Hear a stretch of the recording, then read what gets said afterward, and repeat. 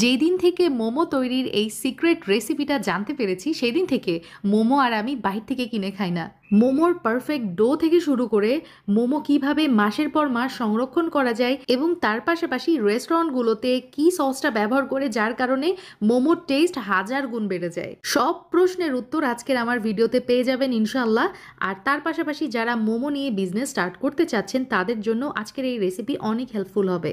মোমো তৈরির জন্য প্রথম শর্ত হচ্ছে পারফেক্ট ডো তৈরি করা।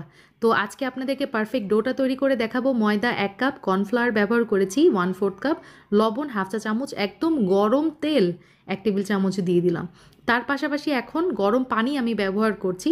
এখানে 1 কাপ গরম পানি নিয়েছি, দেখি আমার কতটুকু লাগে। এটা করার কারণে মোমোর ডোটা পারফেক্ট হবে এবং ডিজাইনগুলোও কিন্তু খুব সুন্দরভাবে ফুটে উঠবে। এই প্রসেসটা কিন্তু রেস্টুরেন্টেও ফলো করা হয়। গরম পানি বলতে বলক ওঠার আগ মুহূর্ত এরকম গরম হতে হবে। এই ডোটা তৈরি করতে আমার হাফ